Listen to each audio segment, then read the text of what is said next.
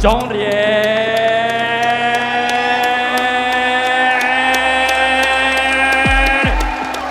めて日本にやってきました元世界3階級制覇チャンピオンサウン・サンチェス。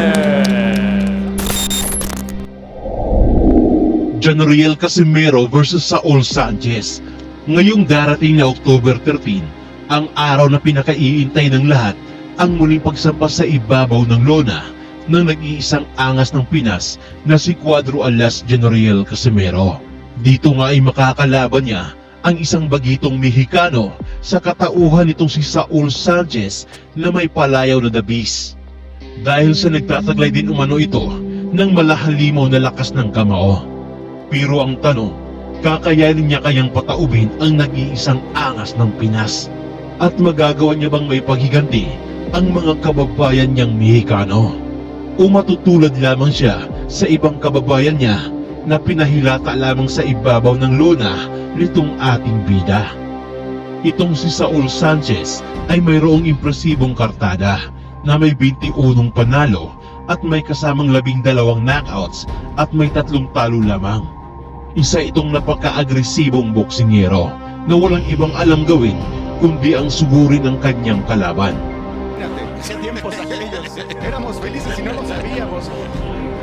Nagtataglay din ito ng napakamakunat na panga at ito ay mahusay pagdating sa depensa.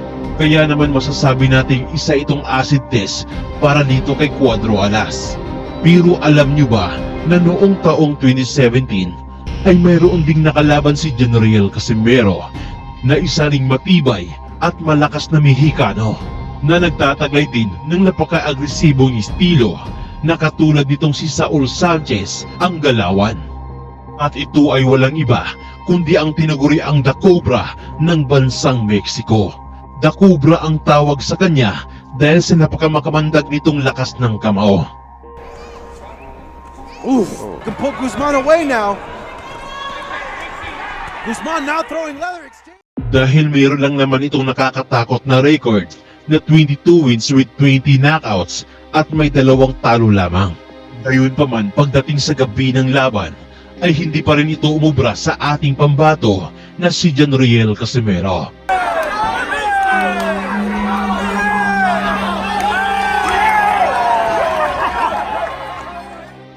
Kaya't narito at muli nating balikan ang isang laban ni Cuadro Alas kontra sa isang tigasin at delikadong boksingero na si Ricardo Espinosa Franco. Pero kung bago ka pa lamang dito sa ating YouTube channel, ay huwag mo sanang kalimutang mag-like at mag-subscribe at i-share na rin ang ating video. Maraming salamat mga idol.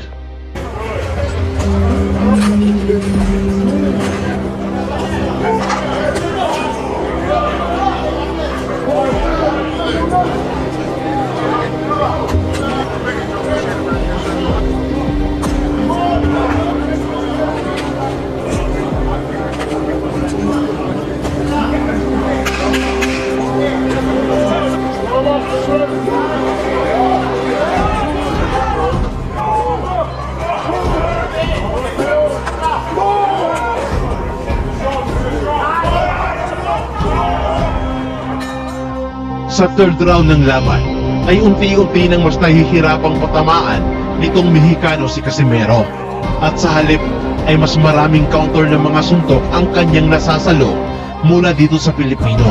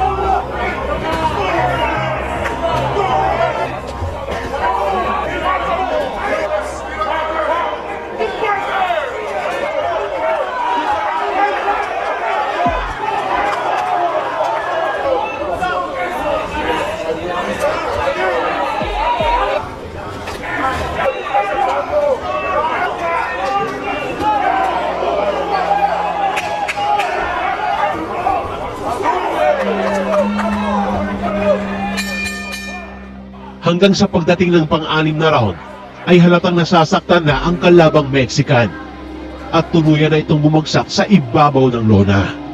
Matapos itong matamaan na magkakasunod na kanang kamao mula dito kay Jenoriel Casimero.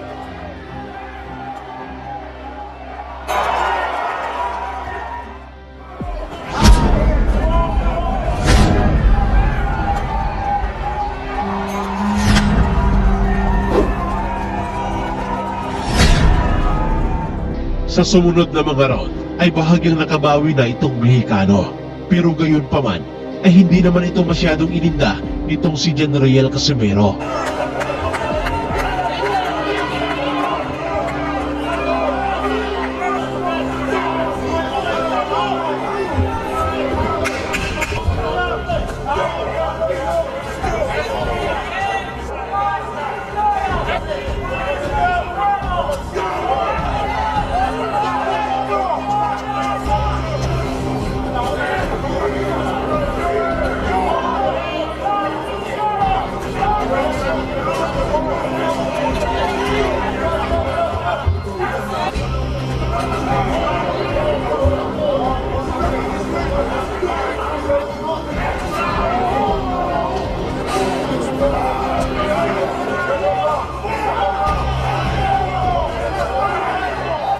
Hanggang sa umabot na ito sa ika-12 round ay dito na tuluyang tinapos ni Jenoriel Casimero ang laban matapos na muling matumba sa ibabaw ng lona ang kalaban niya.